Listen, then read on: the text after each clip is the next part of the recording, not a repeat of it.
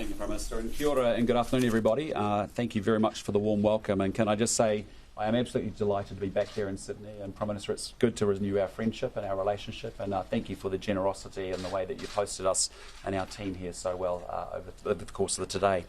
As some of you know, I spent 5 years living and working here in Sydney. My son was in fact born here.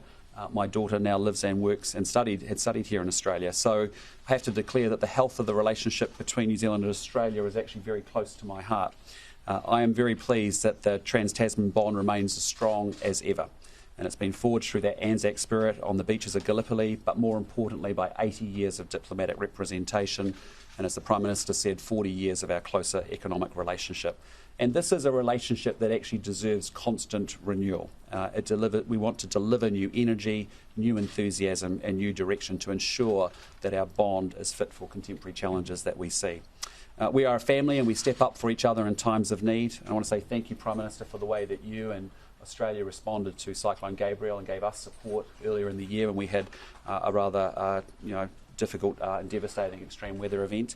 And I want you to know that New Zealanders' hearts go out to the people of far North Queensland, and also that we are here to help in any way that you think that we can as well and reciprocate.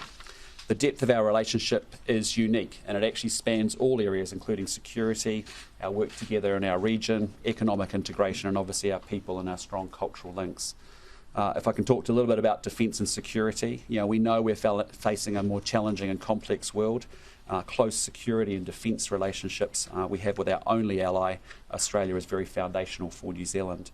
And so New Zealand is committed to doing our share of the heavy lifting in the alliance, and I'm determined that New Zealand will continue to be alongside Australia as we seek to advance our shared interests and our common values. We want to work together to support a stable and a very resilient region, and we will defend and advance the international-based, rules-based order.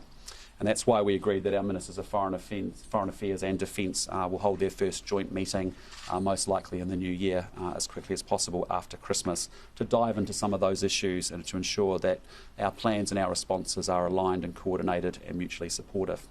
We also discussed this morning our work in the Pacific, and our near neighbourhood faces obviously a complex and growing array of challenges, including the impacts of climate change and an increasingly contested strategic environment.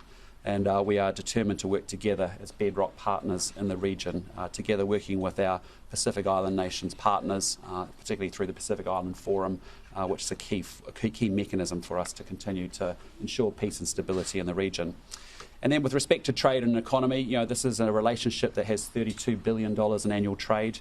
1/3 of Australian businesses export to New Zealand, and then more than half of our foreign direct investment comes from this side of the Tasman. And so that economic relationship underpins jobs and livelihoods on both sides of the Tasman, and we want to continue to work strongly about what can we do more to renew and to extend the ambition and aspiration we have together economically. And then with respect to people, the trans-Tasman relationship, as we've talked about, and many of us in the room will have those same examples that I've had, is intertwined. And I want to, to our two people that sort of work together and live together more closely than I think many other countries around the world. So we welcome the contribution that Australians make in New Zealand, and I think New Zealanders in Australia make a fantastic contribution to Australia. Just putting it out there, I think they're probably your best migrants. And so our people-to-people relationship is important for us to keep working at as well.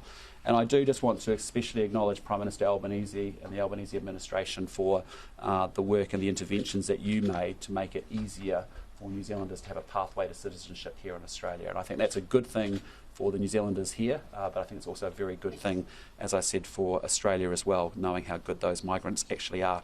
And I really want to say thank you for making an effort to make that intervention for us on our behalf. That has been very, very helpful.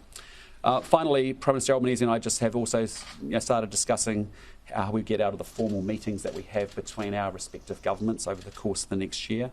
We'll use the annual leaders meeting in the middle of the year to track our progress and to sort of lift our ambition. But as the Prime Minister said, we want to make sure that we have strong relationships between our respective ministers, that they have deep engagements with each other and are building those relationships between each other. So can I just say again, Prime Minister, thank you so much for so generously hosting us. Looking forward to being here more with you in the future, and really appreciate the friendship and really appreciate the hospitality that we've experienced today. Thank you very much. Thanks, Prime Minister. We've got 4 questions aside. We'll go Australia, New Zealand, intertwined with 1 question each. 9 radio. Zach G'day, Zach. Just the Luxon, your government has expressed interest in playing a greater role in AUKUS military pact. What do you see that looking like? What can New Zealand bring to the table? And to Prime Minister Albanese, does New Zealand's nuclear ban pose a stumbling block to a new government? Well, the first thing I'd say is, look, AUKUS is a very important element in ensuring we've got stability and peace within the region. And, we've talked about it. There's a number of countries that are increasing their military capabilities, and it's a more contested region for sure. We will always have our nuclear-free position. That's non-negotiable for us in New Zealand.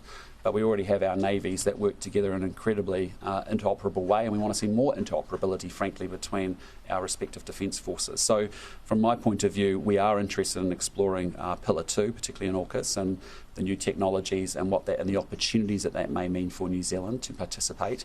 We'll work our way through that over the course of next year as we understand it more and think about what the opportunities may be for us.